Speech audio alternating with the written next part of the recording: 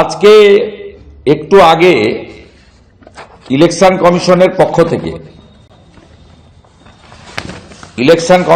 পক্ষ থেকে একটা অর্ডার বেরিয়েছে।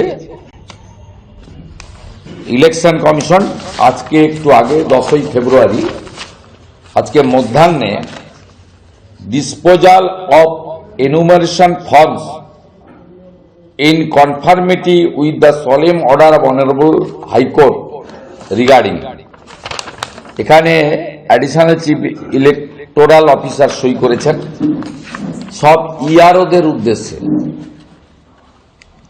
আমরা এটাকে ওয়েলকাম করি।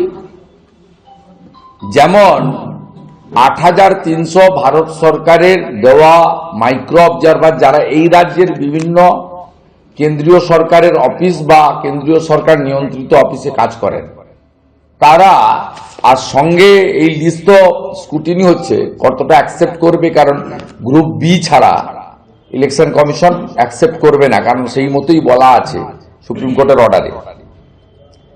যে কজনকে অ্যাকসেপ্ট করবেন তারা মাইক্রো অবজারভারদের সাথে ইআরও এবং এইআরওদেরকে সাহায্য করবে।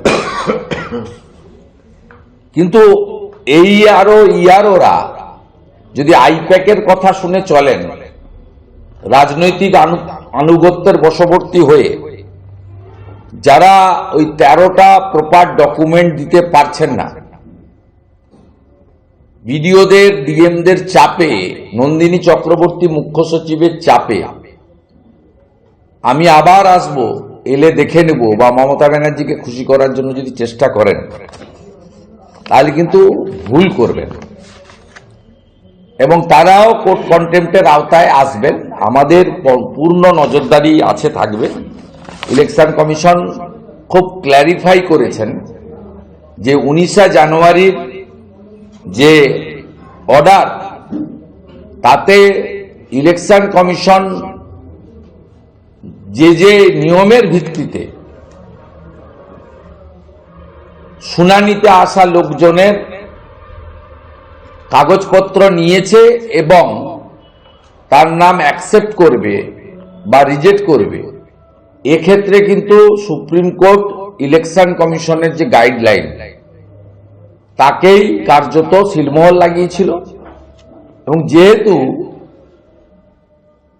একটা প্রচার তৃণমূলের পক্ষ থেকে, মমতা ব্যানার্জির পক্ষ থেকে করা হচ্ছে যে মাইক্রো অবজারভাররা শুধু নজরদারি করবেন, ডিসিশন নেবেন না, তাদের ডিসিশন নেওয়ার পাওয়ার আগেও ছিল না। এই রাজ্য সরকার যে এমপ্লয়ি দিয়েছে তাদেরও ডিসিশন নেওয়ার পাওয়ার নেই। এক্ষেত্রে ইআরও এবং ইআরওরা এইআরওদের পাওয়ার ডেলিগেট করেছেন। তারা দুটো ওয়ার্ডের মধ্যে একটা ওয়ার্ড রাখবেন, স্যাটিসফাইড হলে অ্যাকসেপ্ট, স্যাটিসফাইড না হলে রিজেক্ট। আমি আজকের এই প্রেস কনফারেন্স করছি একটু আগে প্রকাশিত ইলেকশন কমিশনের কলকাতা অফিস, পশ্চিমবঙ্গ অফিসের যে সার্কুলার, এটা অনেক সময় ডিএমরা চেপে রেখে দেয়, ইআরও এবং এইআরও পর্যন্ত যায় না, বিএলওরাও জানতে পারে না।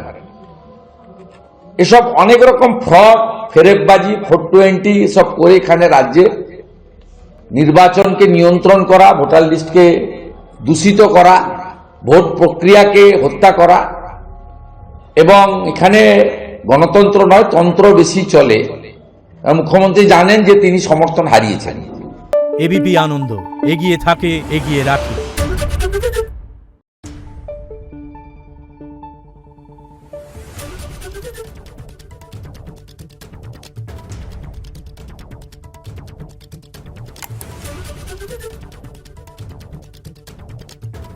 Thank you.